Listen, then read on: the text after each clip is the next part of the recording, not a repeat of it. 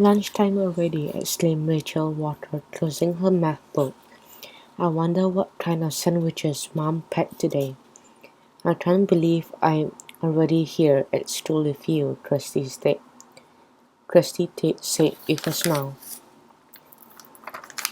Rachel nodded happily. Being in the same class as her best friend really was a dream come true. Kirsty normally went to school in Weatherbury, but heavy rain over the summer had flooded the classrooms. Now the school was closed for a week while the damage was repaired. Mrs. Tate and Mrs. Water had been chatting on the phone when Rachel came up with the idea of inviting Kirsty to Chimpington. By the end of the call, it was decided Kirsty would stay with the Waters for the week and go to school there. At first, Kirsty had felt a little nervous about starting the school year somewhere new, but the thought of sitting next to her best friend in every class was exciting. Since she started yesterday, she loved getting to know Rachel's school. Everybody had been really friendly apart from the pair of naughty goblins that had joined the class pretending to be new schoolboys. Only Kirsty and Rachel had figured out who the screeching voiced pointy noses and green uniforms really belonged to. Get out of my way, yelled one of them, now barging to the front of the class. No, grunted the other. I'm getting my lunch first. Kirsty's teacher, Mr. Beaker, frowned at the noisy pair. Settle down, please, he said sternly. You will cause an accident if you push and shove.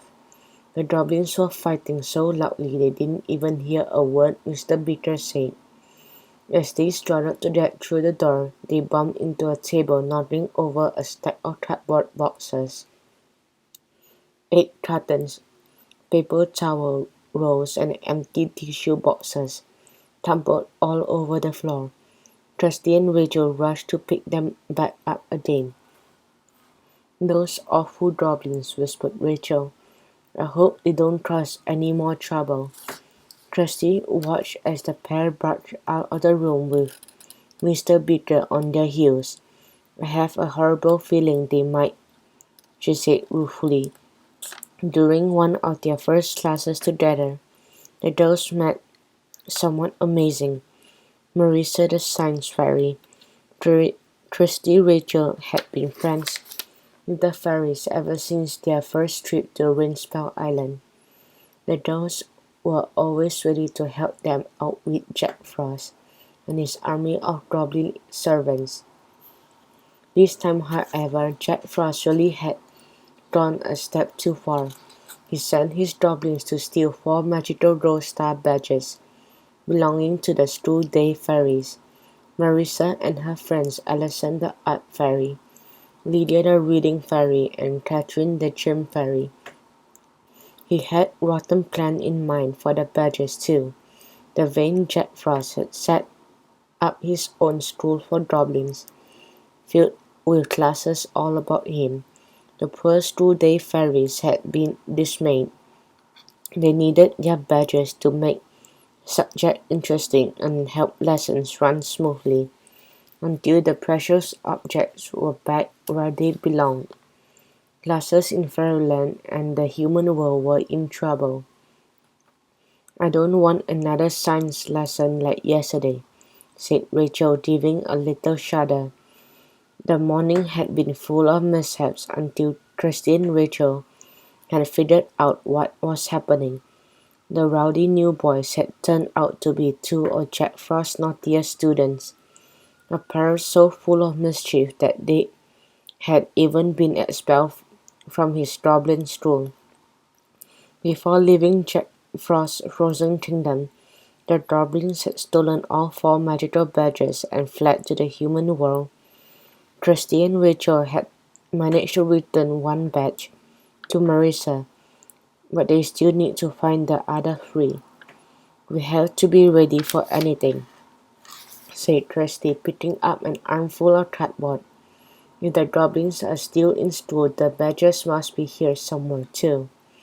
But Marissa said that King Oberon and Queen Titania will be visiting the Fairyland school in a few days, remarked Rachel with a sigh. We have to drag the badgers back before then. There isn't much time, agreed Kirsty. Time for what? The friends spun around. Mr. Bitter had walked back into the classroom. Rachel's cheeks turned red. She hoped that the teacher hadn't overheard their conversation. Nobody else knew about the fairies. Before she could think of an answer, Kirsty piped up. I was just telling Rachel that it's time to go to the playground. Mr. Bitter nodded, then sat down at his desk. Thanks for picking up those boxes, girls, he said gratefully. I've been collecting them all summer. What are they for? Rachel wondered out loud. Now Mr. Bitter was the one looking nervous and mysterious. It's for a special art project, was all he would say. You will find out more after lunch. Kirsty and Rachel exchanged excited smiles. Art was one of their favorite subjects. As soon as they had eaten their sandwiches and fruits, Rachel took Kirsty out to the playground. Look, Amina and Adam are over there, cried Rachel, pointing to their friends. Should we go and say hello? Suggested Kirsty. Amina and Adam were in a quiet corner, kneeling side by side on the blacktop. Mr. Bitter said we could use chalk to create some playground art, explained Amina. As long as we wash it off every Friday. Or it rains first, Adam grinned, pointing up to the sky. Amina handed a box of chalk to Rachel and Kirsty. Wanna try? The girls replied at once. Yes, please. I know just what to draw, declared Rachel, pulling out a piece of red chalk. A fairy. She imagined Ruby the red fairy, fluttering in the sky. She could just picture the shape of her dainty wings and rosebuds in her hair. Next to hers, Kirsty tipped out the rest of the colors of chalk. Why don't I draw the rainbow for the fairy to fly over? She suggested. Rachel beamed. She couldn't help but notice the secret twinkle in Kirsty's eyes. Soon the girl's chalk picture began to take shape. Something's not right, said Rachel, sitting back to look at it better. Somehow Ruby's cheerful face had creased up into a frown. Her wand was crooked too. My poor rainbow, Kirsty sighed. It's turned into a smudgy mess. Amina and Adam weren't doing much better. They had tried to draw a happy farmyard scene, but it had just come out as scribbles. I don't want to do this anymore, said Adam, putting down the chalk and standing up. Let's go play on the swing. Amina followed him, leaving Rachel and Kirsty by themselves. Rachel wrinkled her nose. I would never draw Ruby without a smile, she remarked. Do you think this has something to do with the missing badges?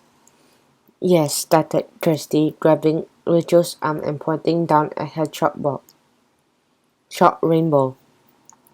Rachel gasped. The blurry pinks, yellows, and blues had started to shimmer and glow. A magical haze billowed over the ground, glinting with colorful twinkles. A tiny dot in the middle started to get bigger and bigger until, ting, a magical fairy appeared.